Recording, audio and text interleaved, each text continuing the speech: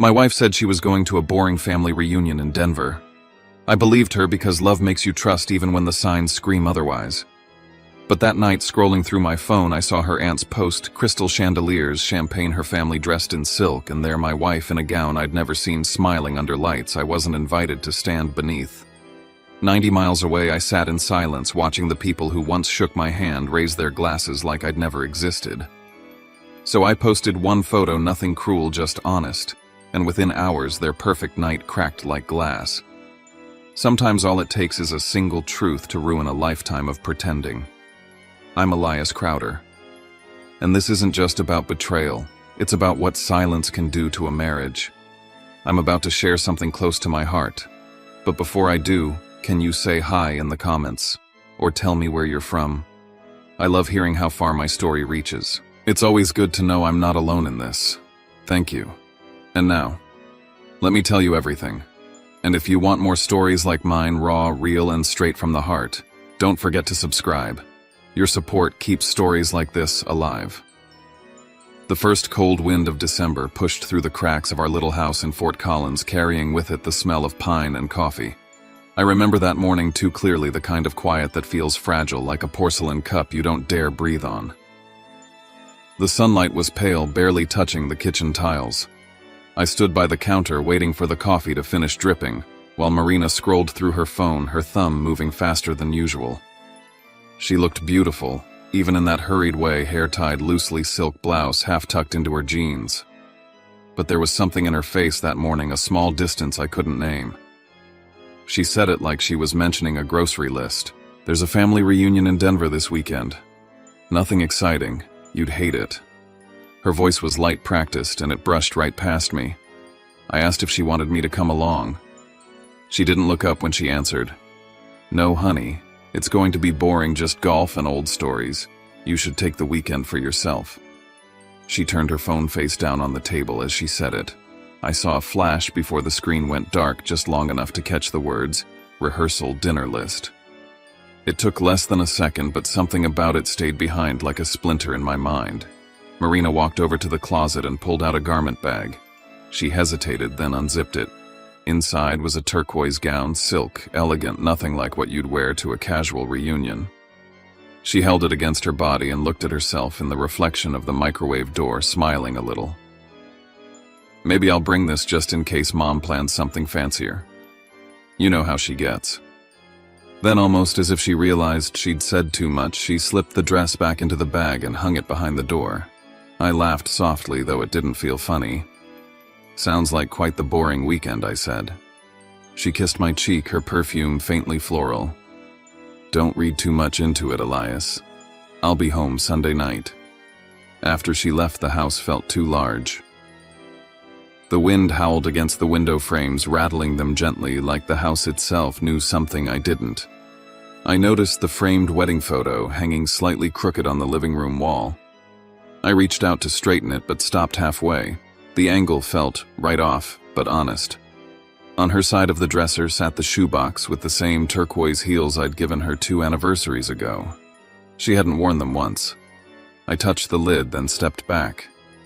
Maybe love means pretending not to notice the tiny lies that keep a marriage comfortable. Maybe. The kettle whistled. I poured the coffee, sat down, and stared at the door she'd just walked through. My phone buzzed with a work notification, but I ignored it. Instead, I opened my messages and typed a quick text to Zoe Rains, my friend from college, a photographer who lived nearby. You free this weekend? Need to get out of town for a bit. I didn't hit send right away. My thumb hovered over the screen as her car engine started outside. I looked at the empty mug she'd left by the sink and asked myself a question I didn't want to answer. If it's just a family reunion, why does she need a gown? The door clicked shut, and the sound carried longer than it should have. I met the Vellums 5 years ago, and since then I've learned that silence can be sharper than words. Their home in Denver sits high on a hill, all glass and symmetry, overlooking the city like a painting that refuses fingerprints. Every time I step inside, I feel the difference between where I came from and where they believe they belong. Last Christmas, they hosted a dinner theme white and silver. The table stretched the length of their dining room set with crystal glassware and candles that smelled like money. Marina guided me to the far end of the table next to the caterer's station. I told myself it didn't matter. It was just a seat. But halfway through the evening, I realized the conversations at their end of the table weren't meant for ears like mine. Stocks, art auctions, trust funds, each word floating like a secret code. Camille, my mother-in-law, smiled at me from across the table and said in that perfectly measured tone of hers, "Elias has such a grounded energy." It's refreshing, really, a charming contrast. The word contrast sat in my throat like ice.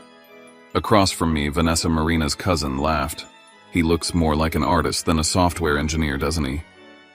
I laughed too, because what else could I do? Later that night, as we said our polite goodbyes, Camille pressed Marina's shoulder and said, "You two balance each other beautifully. You bring him polish and he brings you simplicity." I pretended not to hear, but the words echoed in my mind all the way home. It wasn't just that night. There was the summer barbecue I wasn't told about until I saw photos online. The group chat labeled Vellum Inner Circle that Marina claimed she forgot to add me to. Each time I told myself it was nothing. Families have dynamics. Some just take longer to warm up. But beneath that reasoning was something colder, the awareness that I would always be slightly out of frame. Marina had learned how to live in their world, speaking softly, smiling just right, never arguing when her mother corrected her. I admired her for it once. Now I wonder if she learned it to survive. The truth is, I let it happen. I learned how to stay quiet, to play the easy husband who didn't ask questions. It made her life smoother, and for a while that was enough for me. But lately I'd started to feel like the silence between us wasn't peace anymore. It was distance. That night after she left for Denver, I sat on the couch with the TV on mute. The house smelled like her perfume. My phone lit up with a new notification, her name at the top of the screen, but when I looked, the message had already disappeared. She caught my eyes on her phone earlier and said it was just work. I stared at the blank screen and tried to convince myself she was telling the truth. I thought about how many times I'd mistaken their indifference for sophistication, how many times I'd called their coldness just their way. Maybe I'd been translating cruelty into culture to make it easier to love her. I leaned back and closed my eyes, the echo of Camille's words floating back to me. "You bring him polish and he brings you simplicity." Maybe that's all they ever saw in me, a contrast, a prop that made their perfection more believable. Outside, the wind picked up again, rattling the window pane. Somewhere in Denver, they were probably toasting to something, maybe to family, maybe to keeping secrets. I didn't know then that the next time I'd see them all together, it wouldn't be at a dinner table. It would be on a glowing phone screen, laughing under chandeliers while I sat 90 miles away, realizing just how far outside that glass wall I'd always been. The night before Marina left felt strangely suspended, like time itself was waiting to see which one of us would break the silence first. The lamp in our bedroom gave off a soft yellow glow that didn't quite reach the corners. She was packing neatly folding clothes as if she were preparing for something more formal than she'd admitted. The turquoise gown was back out again, spread across the bed. She caught my glance and said I might take it just in case. "You never know what Mom might plan." Her tone was casual, but her hands moved too carefully over the fabric. The shoebox with the matching heels was open beside the suitcase. For a second I thought she might finally wear them. Then she hesitated, closed the lid, and set it aside. I sat on the edge of the bed, pretending to check my phone. "You're leaving early," I said. "Didn't you say it starts Saturday?" She zipped the bag without looking up. "Traffic into Denver's been awful. Better to go ahead tonight." I nodded, but something about her voice felt rehearsed. When she handed me her phone to help connect a playlist to the car Bluetooth, a notification flashed briefly across her screen before disappearing. Rehearsal floor plan, Jonah and Celeste. I froze. The names belonged to her younger brother and his girlfriend. Rehearsal for what? A dinner, a party. My thumb hesitated over the screen, but she had already taken the phone back. "Thanks," she said, tucking it into her purse before I could ask. Later that evening, I called Zoe. She was the kind of friend who never asked too many questions, but always knew when I needed an escape.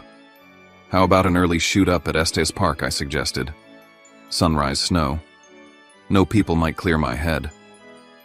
There was a small pause on the line before she said yes, a hesitation I noticed but didn't understand then. 6 a.m., she finally replied. Bring gloves. It'll be freezing. Downstairs, Marina was switching out her phone wallpaper. I caught a glimpse of it over her shoulder, a long white table draped with flowers, glasses glinting under soft lights. Pretty, I said, trying to sound casual. She smiled, closing the screen. Just Pinterest inspiration. I love clean color palettes. We ate in near silence. Every small sound, the scrape of a fork, the hum of the refrigerator felt like it was filling in for the words we weren't saying. She was leaving an hour earlier than she'd planned, and the more I tried to tell myself it didn't matter, the louder that unspoken question grew inside me. Why does she look like she's dressing for a celebration while calling it a reunion? When she finally walked toward the door, coat draped neatly over her arm, I stood there unsure what to say. She smiled faintly, kissed me on the cheek, and said, "Don't wait up. I'll call when I get there." The door closed behind her, and a gust of cold air rushed in before silence reclaimed the house. I turned toward the bedroom, noticing the garment bag still hanging on the back of the door, black, smooth, unmoving, the kind of silence that hides more than it admits. I placed my hand on the shoebox, pressing the lid shut. Then my phone buzzed. It was Zoe. Tomorrow, 6:00 a.m. Estes Park. Bring your camera and warm socks. The wind picked up outside, whistling against the windows like it was trying to warn me. I didn't know it yet, but the mountains I was heading toward weren't going to give me peace. They were going to hand me the truth I'd been refusing to see. By the time dawn stretched over the peaks of Estes Park, the air was sharp enough to bite. Zoe and I had spent the early morning chasing light across the snow, her camera clicking steadily while the world stayed still. For a few hours I managed to lose myself in it, the rhythm of footsteps on frozen ground, the hiss of breath in the cold, the simple beauty of not thinking. We ducked into a small cafe afterward, our boots leaving trails of melted snow on the wooden floor.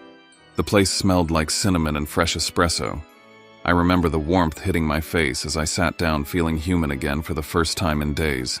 Zoe ordered 2 coffees and pulled out her phone, scrolling through the photos we'd taken. We talked about exposure light balance, nothing serious, until she went suddenly quiet. "Eli," she said softly, "you need to see this." She turned the phone toward me.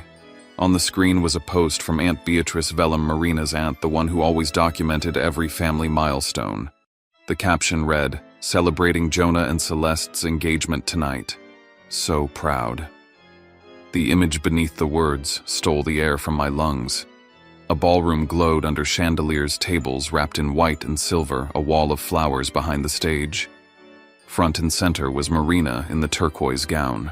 She was raising a glass beside her brother, her smile wide and easy, the kind of smile that used to belong to me. I scrolled down with a hand that wasn't steady. More photos, more angles.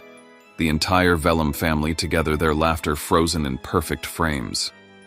Camille in a floor-length dress, Jonah and Celeste kissing under falling petals. Every image confirmed what I didn't want to believe. There was no family reunion. There never had been. My chest felt hollow. The air in the cafe too thin. Zoe's voice sounded far away when she said my name. I didn't answer. I just stared at the screen until my reflection blurred into theirs. 90 miles away, my wife was at her brother's engagement party, one I hadn't been invited to. One I hadn't even known existed. I tried calling her. Once, twice, 3 times. Straight to voicemail. I typed a message. "I'm looking at the photos. Please tell me why." It showed as delivered, never read. Zoe reached across the table, but I pulled back. I didn't want comfort. I wanted the truth, and it wasn't coming from her. I opened the comments section under the post. "So lovely that the whole family was there tonight." One person wrote. Aunt Beatrice had reacted with a heart. The word family sat there like a wound I couldn't close. I left the cafe, stepping into the thin mountain air. The world had gone quieter, the kind of quiet that presses against your ears. I walked along the edge of a frozen lake, my breath turning to clouds. The anger that should have come never did. What filled me instead was humiliation, a deep, steady ache that started in my throat and worked its way down. I thought of the wedding photo hanging crooked on our wall, the turquoise heels still in their box the way she'd told me not to come. Maybe this was the truth I hadn't wanted to face. I wasn't part of her family, not really. I was an accessory she could set aside when it didn't fit the room. Snow began to fall soft at first, then heavier. I sat on a bench by the lake and watched it blur the world into white. I didn't cry. I didn't move. I just let it cover me until everything heard the photos. The laughter faded into the same cold silence. When I finally stood, Zoe was there, camera in hand.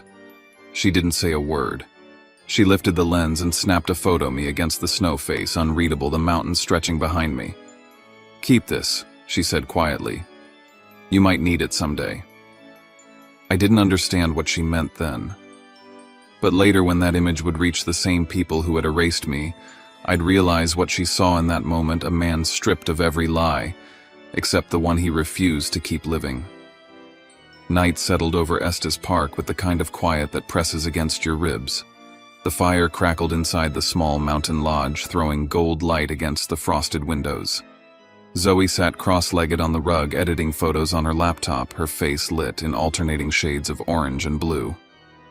I sat beside the fireplace, the glow reflecting in my phone screen. The mountains outside were swallowed by darkness, but the weight in my chest felt heavier than anything beyond those walls. I opened the gallery and stared at the picture she had taken that morning, me standing in the snow, half in light, half in shadow. My expression looked unfamiliar, like someone who'd already lost more than he realized. I thought about the post I'd seen, the laughter, the chandeliers, the turquoise gown. 90 miles away, they were still probably celebrating, oblivious that the man they had erased was still breathing. I typed out a caption without thinking. "Some reunions celebrate who's missing, not who's there." The words sat on the screen for a long time. My thumb hovered over the post button, hesitating between pride and grief. Then I pressed it. The photo went live at 9:12 p.m. At 9:31, the first notification appeared. By 9:40, 10 people had shared it. Friends from college, co-workers, even a few I hadn't spoken to in years. A comment popped up. "Eli, are you okay?" Another read. "That's heavy, man." I turned the screen face down and stared into the fire until the logs collapsed into embers. By midnight, the phone wouldn't stop buzzing. The vibration echoed through the wooden floor, steady as a heartbeat I didn't want to feel. I finally silenced it and fell asleep on the couch, the phone face down beside me. When morning came, sunlight pushed through the curtains like a confession. Zoe was already up, sipping coffee, her expression cautious. "You might want to check your phone," she said. My inbox was flooded, missed calls, unread messages, tagged posts. Someone had screenshotted my caption and shared it with a headline: "Man excluded from wife's family event posts, haunting photo." Within hours, the story had spread. I saw comments from strangers he didn't even get invited, classic upper-class cruelty. The room tilted slightly as I scrolled. It wasn't just gossip anymore, it was exposure. The photo that had been nothing but a release of pain was now being dissected by people who didn't know me, turned into something larger than my marriage. Down in Denver, at that same moment, the Vellum's perfect night was crumbling. A video surfaced from the engagement party, a waiter filming the family laughing when someone mentioned the post. Camille's smile froze mid-sentence. Her face stiffened, eyes sharp as glass. I replayed that video over and over, not for satisfaction, but to understand the look in her eyes. It wasn't guilt, it was fear. Fear that their illusion had cracked. At noon, a message from Marina arrived. "You're making me look bad. You're making us look bad."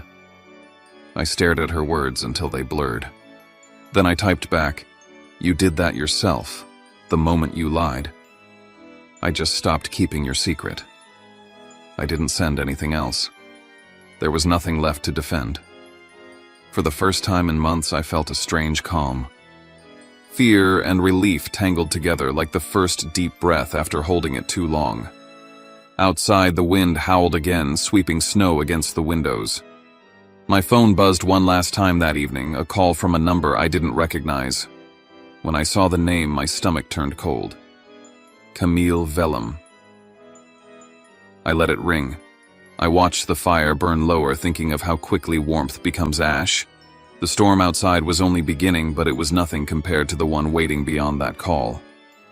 2 days after the post, I drove back to Fort Collins.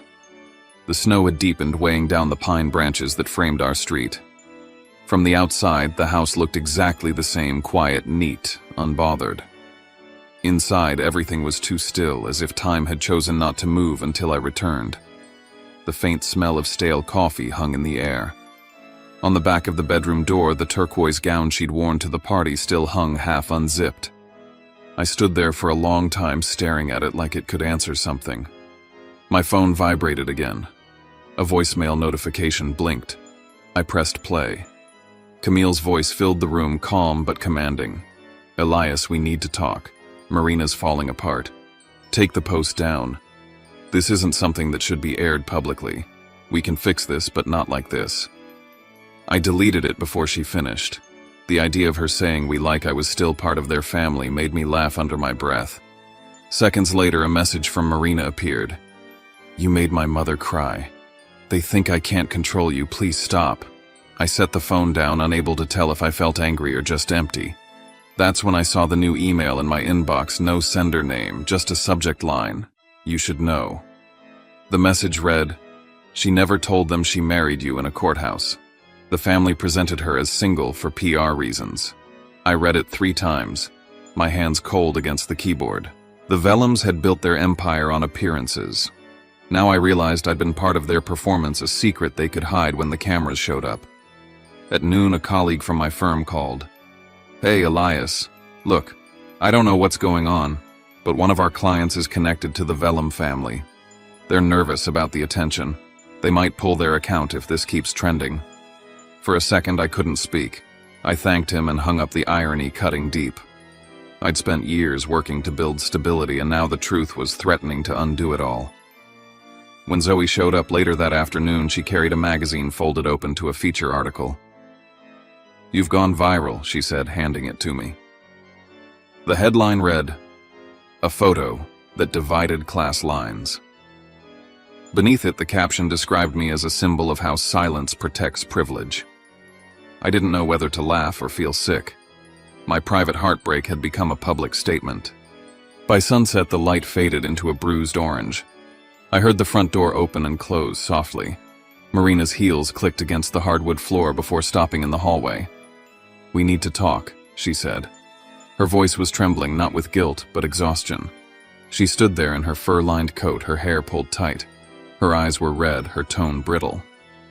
"You turned my family into a spectacle." "No," I said, "I just stopped pretending your family's kindness was real." She flinched, but didn't look away. "You don't understand, Elias. My mother has worked her whole life to build that reputation. She just wanted things perfect for Jonah. You humiliated her." "Then she should have invited me," I said evenly. "She should have stood by the truth." Marina's voice cracked.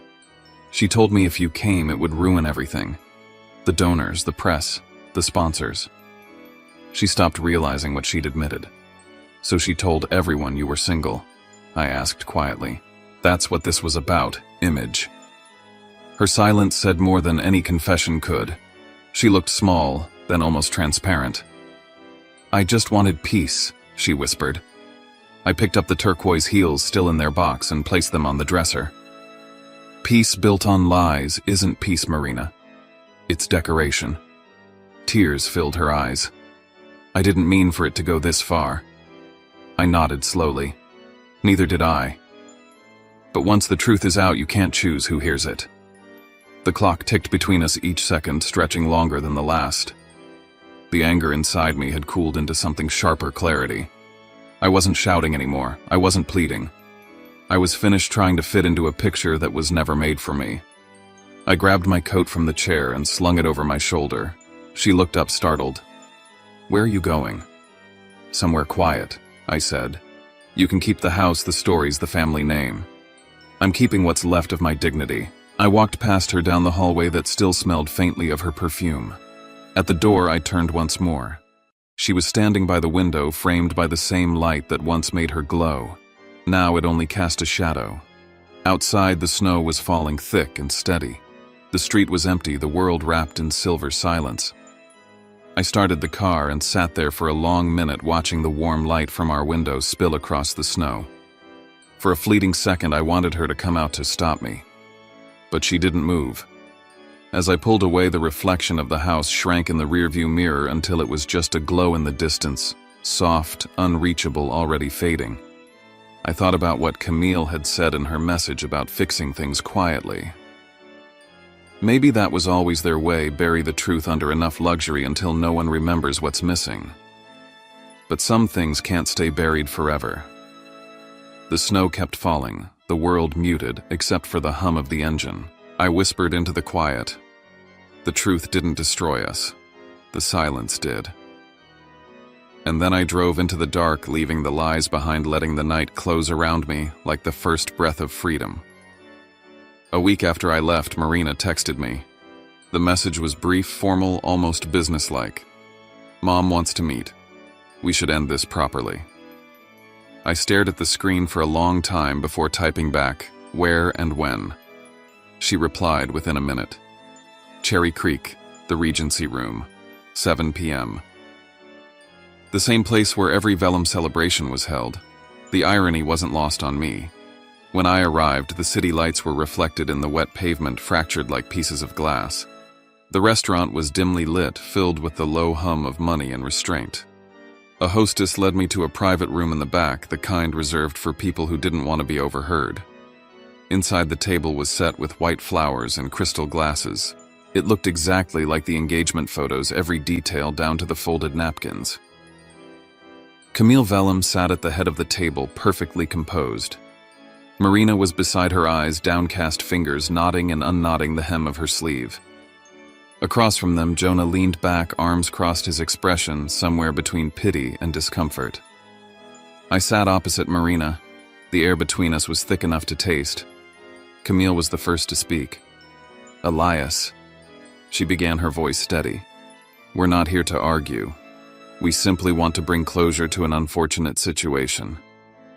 If you take the post down, we can all move forward. The family's image doesn't need to suffer more than it already has. I looked at her and almost laughed. You mean your image? The kind of normal where I pretend I don't exist? Marina's voice trembled. Please, Elias. You don't understand. Mom just wants peace. Peace, I said quietly, or silence. No one spoke for several seconds. The only sound was the faint clink of a fork against porcelain from another room. Then, as if on cue, a waiter entered, placing a sealed envelope on the table. For the Vellum family, he said before leaving.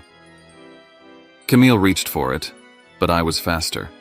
Inside was a letter from the restaurant manager thanking the Vellum family for booking the entire venue for Jonah and Celeste's engagement party. I slid the letter across the table toward her. A family event, huh? Not just Jonah's celebration. You rented out the whole place. Camille's smile never faltered. You're reading too much into this. You're not part of our social circle, Elias. You never were. Marina was trying to protect you. I leaned back. By deleting me from her life one photo at a time, Marina's lips parted, but no sound came out. The silence grew sharp. Then Jonah spoke, his voice hesitant. Mom, enough. He deserves to know. I told you he should have been invited. His eyes flicked to me. But they said it would make things complicated. And Marina, he trailed off. Marina's eyes filled, but she didn't deny it. She'd nodded. She'd agreed to keep me out. I felt the air leave my lungs. I reached into my pocket and pulled out my phone. You know, I said evenly, Beatrice sent me something. I thought I'd return the favor. I tapped the screen and the room filled with the faint sound of clinking glasses and laughter. Then came Camille's unmistakable voice, clear as crystal. It's a relief Marina could keep her husband away tonight. Marina covered her mouth. Camille froze. Jonah looked like he wanted to disappear. You wanted everything perfect, I said, standing now. But perfection doesn't exist, Camille. It just hides the cracks long enough for the light to get in. Marina's tears came fast. I didn't mean to hurt you, Elias. I just didn't want to embarrass you. No, I said, my voice low. You were embarrassed by me. I turned to her. You were scared they'd see you with someone who doesn't wear the right suit, who doesn't own a mountain house, who doesn't speak their language. You were scared they'd see how human you really are. The video kept playing on the table, laughter echoing through the small room. I didn't stop it. The sound filled the air like a confession no one wanted to hear. I picked up my coat. You wanted silence, Camille. Here it is. I turned to Marina. You wanted peace.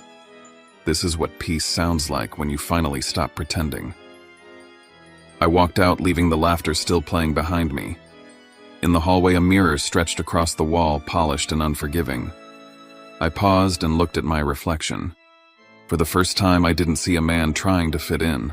I saw someone who had finally stopped asking for permission to exist. As I stepped outside, the Denver air was cold and clear. The city glimmered behind me like broken glass.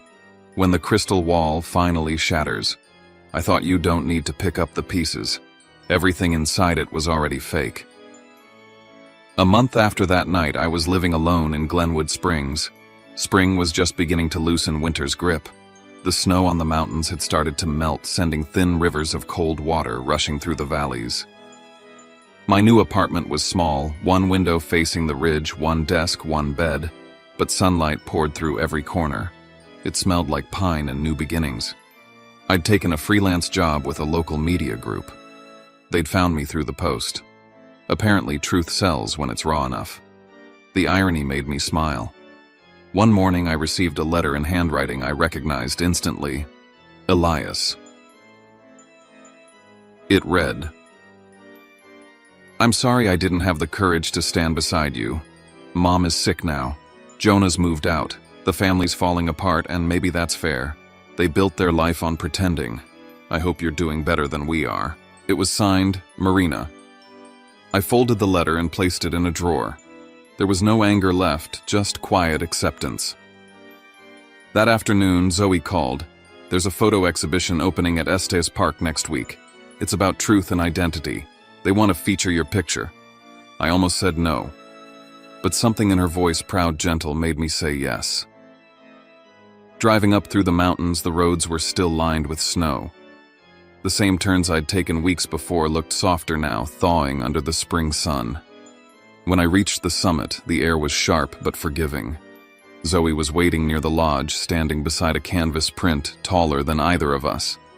It was my photo, the one she'd taken that morning by the lake. Me half in light, half in shadow.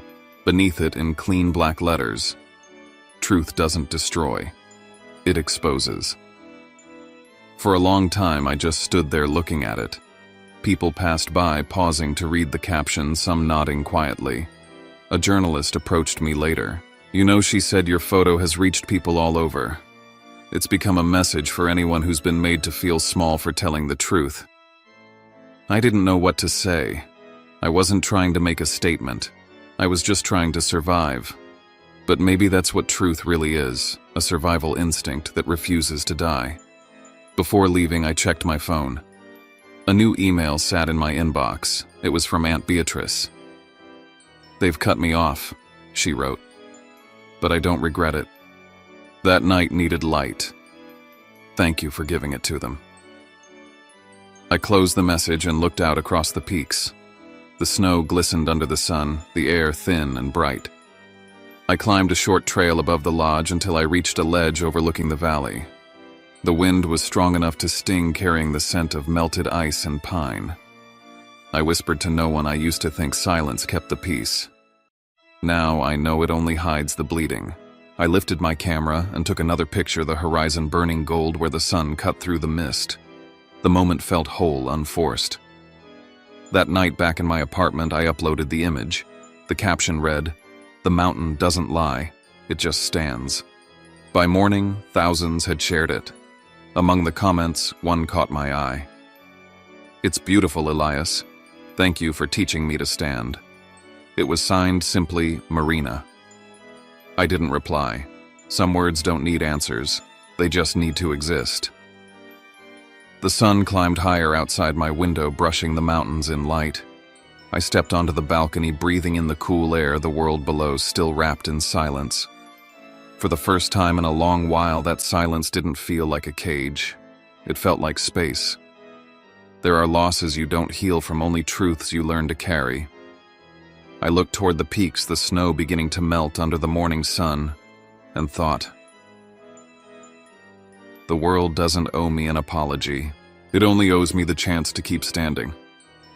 And then I walked back inside the light, following me warm and unbroken.